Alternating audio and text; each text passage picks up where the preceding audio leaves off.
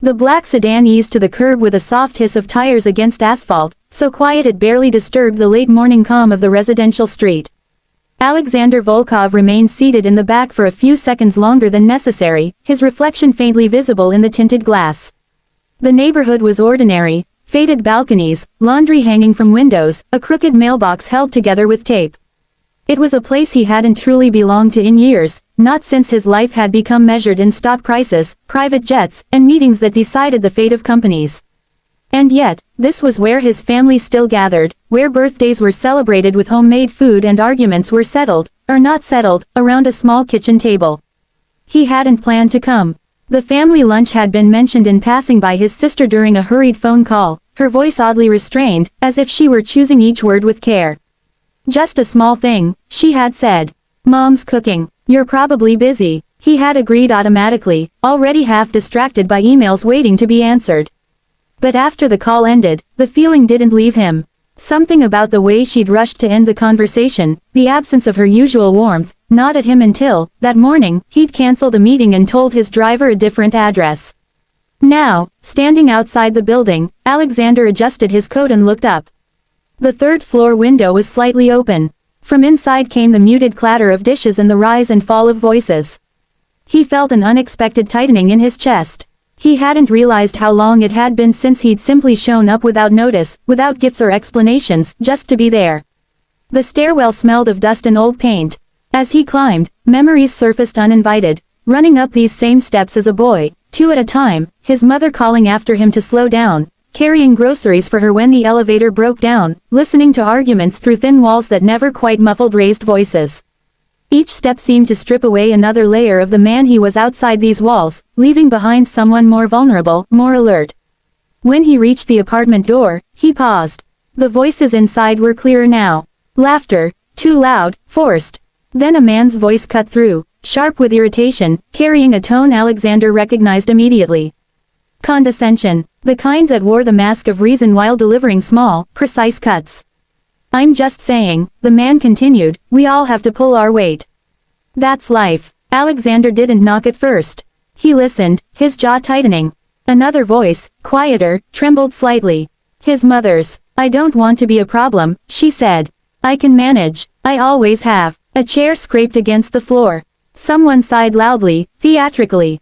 Alexander knocked once, firmly, and pushed the door open. The room froze. Conversation died mid-breath, like a record scratched to silence. The smell of soup and fresh bread hung in the air, suddenly heavy. Around the small dining table sat his family, caught in a tableau of interrupted normalcy. His sister half risen from her chair, eyes wide. Her husband leaning back, one arm draped over the chair beside him, his expression caught between surprise and annoyance. 2 children sat stiffly, spoons hovering above their bowls, their gazes darting from face to face. And at the far end of the table sat his mother. She wasn't eating. Her hands were folded tightly in her lap, fingers intertwined so hard her knuckles were pale. A bowl of soup sat untouched in front of her, a thin film already forming on the surface. When she looked up and saw Alexander, her eyes widened, not with joy, but with something closer to fear, quickly masked.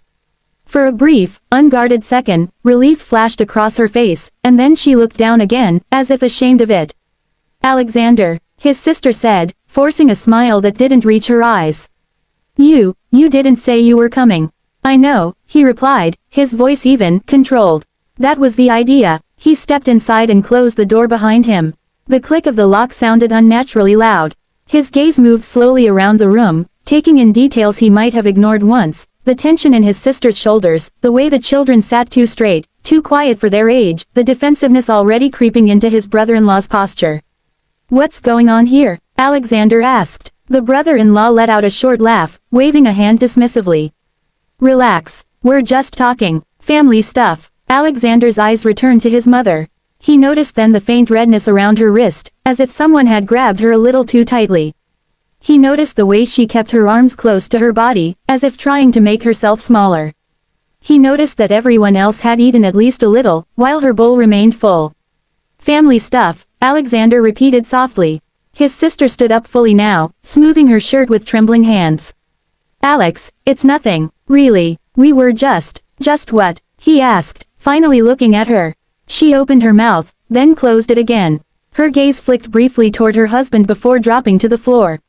Alexander took another step into the room, and the air seemed to shift with him. He wasn't raising his voice. He didn't need to. Years of commanding boardrooms had taught him the power of quiet authority.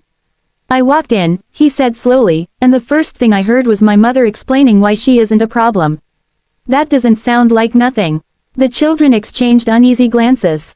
One of them pushed his bowl away slightly, appetite gone. His brother-in-law straightened, irritation flashing across his face.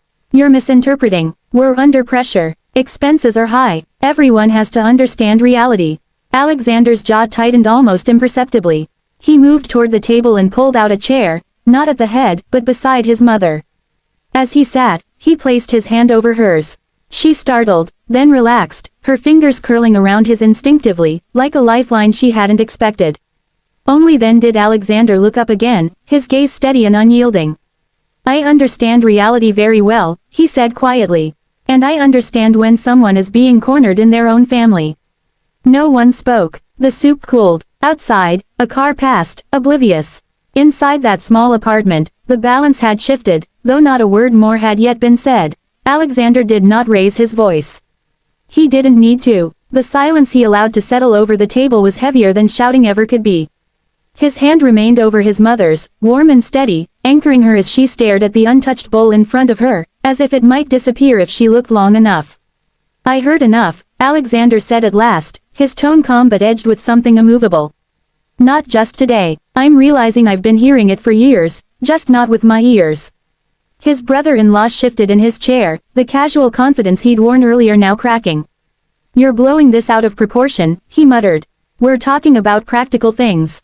Money, space, stress. Alexander nodded slowly. Yes, practical things, like dignity, like respect. He turned slightly toward his mother. Mom, how long has this been going on? Her lips trembled. She shook her head. It's fine, Sasha, truly. I don't want to cause trouble. They have their own worries. I can manage. That sentence, I can manage, hit him harder than any accusation. He had heard it all his life, spoken by a woman who carried burdens silently, who never asked, who always made herself smaller so others could feel larger. His fingers tightened gently around hers.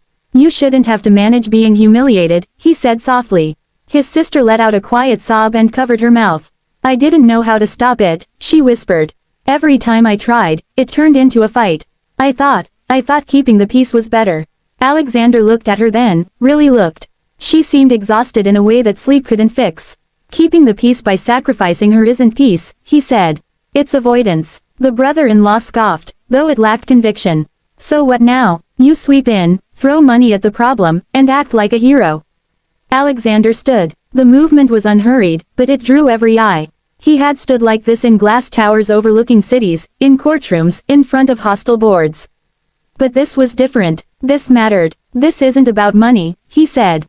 It's about boundaries. And consequences. He looked directly at the man. You speak to my mother as if she's a liability. As if her worth expired the moment she stopped earning. That ends now. You don't get to dictate what happens in my house, the man snapped, color rising to his face. Alexander didn't flinch. You're right, I don't. But I do get to decide what happens to my family. He reached into his jacket and withdrew a small set of keys, placing them gently on the table beside the untouched soup. The metallic clink cut through the tension. There's an apartment, Alexander continued.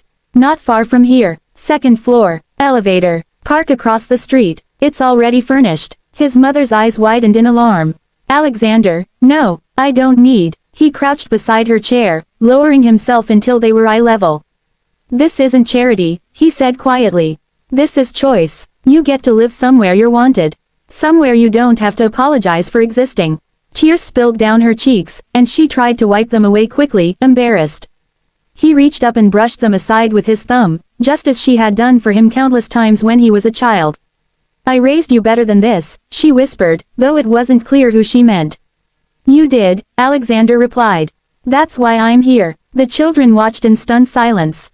To them, their uncle had always been a distant figure, birthday gifts that arrived by courier, a voice on speakerphone. Now he was kneeling on the floor, defending their grandmother with a fierceness that felt almost unreal. The brother-in-law pushed his chair back and stood abruptly. So that's it, you take her away, and we're the villains. Alexander rose to his full height. No, you became that on your own. I'm just refusing to ignore it. His sister looked between them, torn. Alex, what about us? The kids. He softened his tone. This doesn't have to destroy anything. But it has to change. You let this happen. Now you decide what kind of home you want to be part of. The man opened his mouth, then closed it again. For once, he had no argument ready. The power dynamic he'd relied on, volume, intimidation, control, had evaporated. Alexander picked up the keys again and pressed them into his mother's palm, closing her fingers around them. You don't have to move today, he said. Or tomorrow. But the option is there. And so am I. She clutched the keys like something fragile and precious. I never wanted to be a burden, she said. You never were, Alexander replied firmly. You were the foundation. He turned toward the table one last time. Family lunch, he said, his gaze sweeping over them all, should never leave someone feeling smaller than when they sat down. No one stopped him as he helped his mother to her feet, draping his coat around her shoulders. The children watched with wide eyes as their grandmother straightened, her posture changing almost imperceptibly, as if a weight had lifted. At the door, Alexander paused and looked back. His sister was crying quietly, the man beside her staring at the table, jaw clenched. The untouched bowls of soup had gone cold. This doesn't have to be the end, Alexander said. But it is the end of silence. He opened the door, letting in a rush of fresh air, and stepped out with his mother beside him. As the door closed behind them, Alexander felt something settle inside his chest, not triumph, not anger, but clarity. He had arrived unannounced, expecting nothing more than a meal. What he had witnessed changed everything.